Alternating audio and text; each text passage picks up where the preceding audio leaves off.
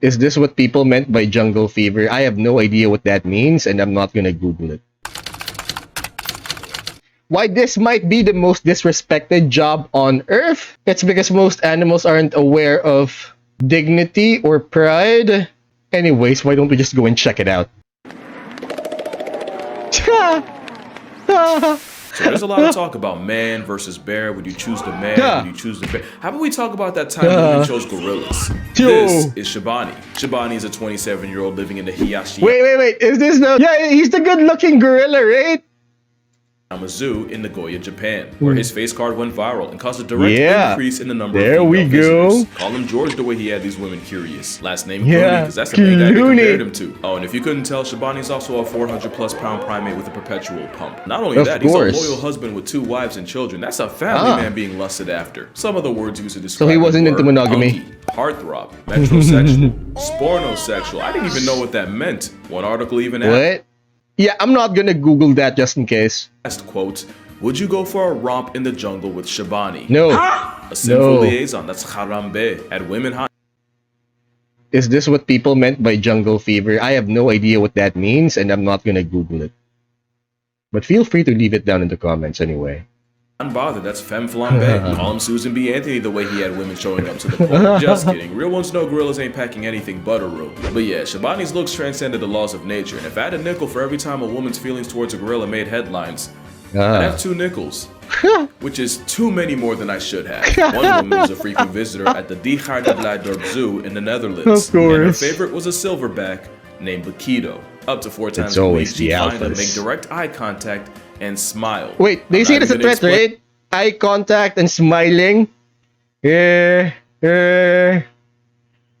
much of a gorilla middle finger that is. Keepers tried to warn her, but she didn't listen. Her and Bakito, they had a connection. Oh, they connected all right. An imaginary one. And called him constipated because Bakito was not letting that shit slide. Bakito broke out and would proceed to put the beats on her like Afro music. And he jumped over a water-filled ditch to do it. Gorillas hate water. Keto was fed up. He was calmly escorted back home, where he lived well for another 16 years until he passed away in April of 2023. His get back on his biggest fan /op was immortalized as a word of the year. And the woman, who I originally felt bad for, apparently didn't get hit hard enough. So if y'all don't know, my first aspiration in life was to be a zookeeper. I even had a state-of-the-art custom virtual simulator to prepare. Yeah, that dream flatlined pretty quick. For reasons. But this video is going to be about probably what my life would look like as a zookeeper. The weird stories, the dirty secrets, and the random trivia the average person would probably know nothing about. Like, what is the most dangerous animal in the zoo? Like, actually, wait, those are pretty territorial. Just might surprise you.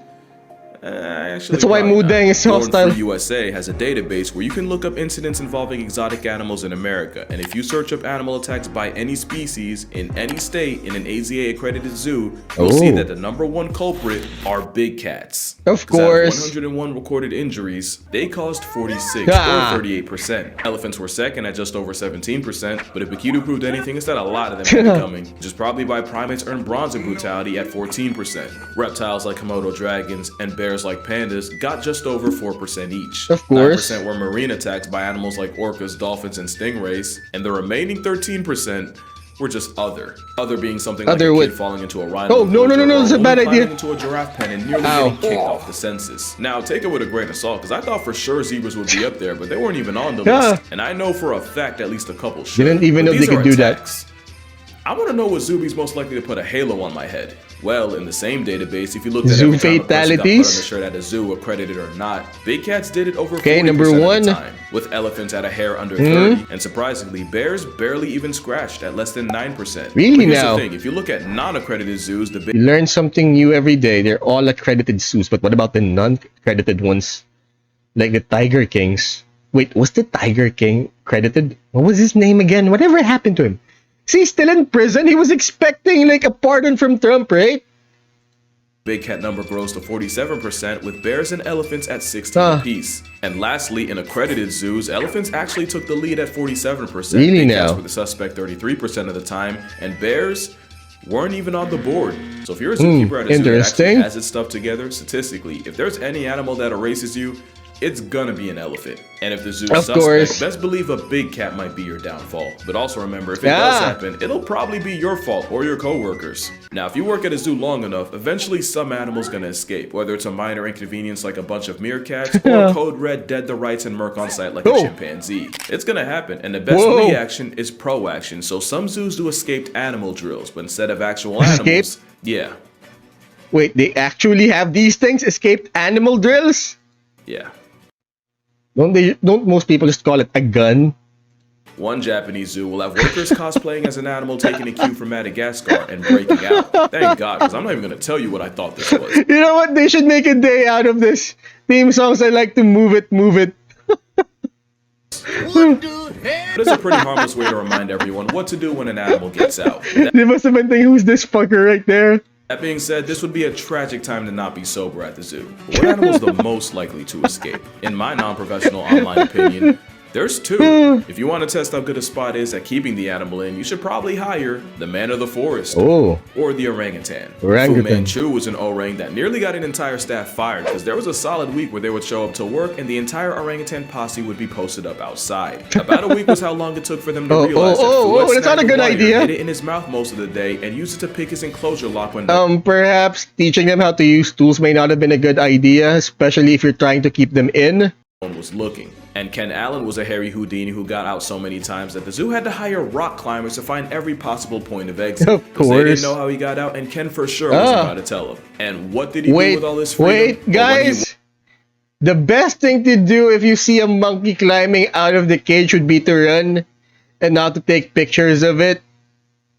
Wasn't wandering the zoo looking at animals like everyone else. He was pelting rocks at another orang named Otis, because even a 95% vegetarian can make room for beef. The other animal's the red panda. Do your homework on how hard it is to keep this red-faced raccoon in. A quick Google search. Wait, are they dangerous? Can someone put it down in the comments? Because as far as I know about red pandas, they're the ones that put up their hands every time they're threatened to make themselves look bigger.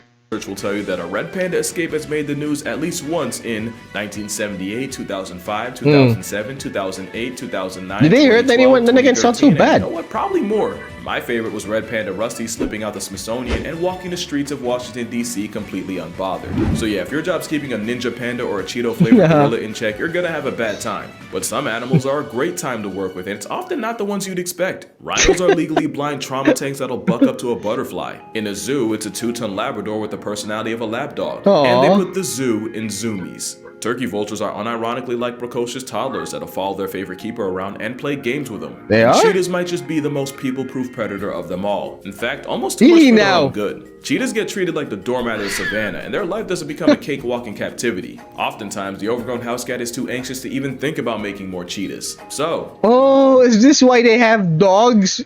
Since they're the savannah's doormat, so everyone looks down on them. That's why they have dogs so they don't get depressed or something. Some cheetahs get emotional dogs. So the dogs are assigned to the cheetahs as cubs, and the idea is they become a bonded pair, with the cheetah seeing Fido as a role model to mirror and take social cues from. It's literal emotional support, because if the introvert cat sees that the dog isn't stressed or pressed, it allows them to chill out. Or at least enough to motivate them to multiply without a calculator. And to make it even more wholesome, a lot of zoos like the one in San Diego will use dogs rescued from kill shelters. Definitely one of the top 5 animal friendships. And it's not even the only one in San Diego. This is Zari the zebra, also from the San Diego Zoo. And this is her best friend, Sophia. You see, Zari doesn't just live there. She's one of the ambassadors for the zoo, spreading smiles and awareness. But I'm also guessing you can't really have your ambassador around other zebras because, let's just say that might not be the best influence.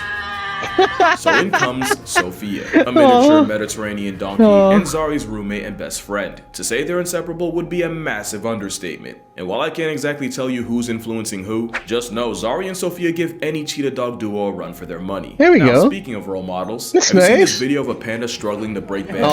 Well, that's this one we've seen so many times. He's not struggling. He's grimacing. The story goes, he was hand-raised by humans his entire life, and while a 250-pound bear might have no problem snapping sticks, a weaker human will. So apparently years of watching his surrogates get humbled by a bamboo somehow taught him that that face is necessary to break it. You can even find videos where he breaks it, starts eating, realizes he forgot to struggle just to grimace and continue. Pandas are a lot of things, and apparently good as Simon says is one of them. They're also by far the most expensive animal you'll see in the zoo. Any American zoo that wants a panda will have to pay. Is this the reason why tickets at Disneyland Hong Kong was so expensive?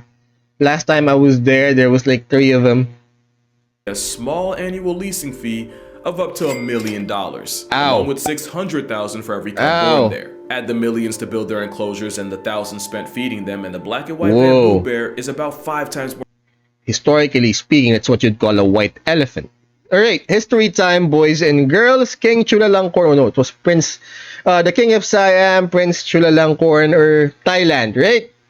One of their tactics back then was to basically send white elephants as gifts. So basically, if they don't like you, if they hate you, they'd send you a white elephant. Here is the thing, right? That country they'd send the white elephant to, it's going to be a gift, but it's so expensive to maintain. So if Thailand hates you during that time, the king would send you a white elephant to take care of.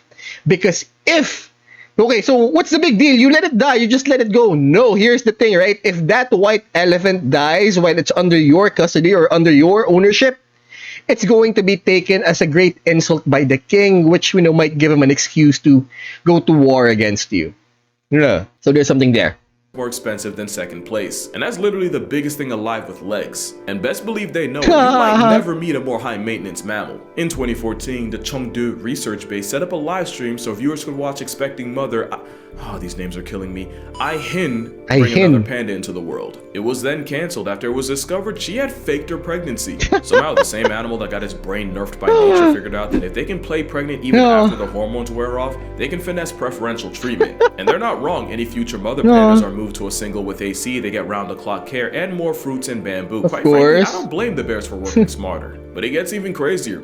Did you know pandas can be bougie? Mei Lun and Mei Hun were 2 pandas born and raised in the Atlanta Zoo, but were sent back to China in 2013. The only problem? They refused to eat any traditional Chinese meals, only American. They were not rocking with the what with thou. They wanted biscuits and cookies. And pandas aren't even the only ones to pull some stuff like this. Japan's N was used to feeding their residents aji, or Japanese horse mackerel. But thanks to inflation, they decided to cut costs by switching to a cheaper alternative, saba. And wouldn't you know, the penguin with king in its name was not about to eat like a peasant, since them and the otters refused to substitute. You see, that's the part of zookeeping they don't tell you. All that time spent preparing fish, slaving away while the stench of your profession dents your social life, just for an uppity tuxedo chicken to choose hunger strike. Man, you know they don't get paid enough for that. Literally, the only compromise was mixing the cheap fish with the aji. As you can see, some animals are way more high maintenance than others, but some are too difficult to even exist in zoos. Think about it. Think of all the zoos you've ever been to and try to see if you can come up with any notable absences.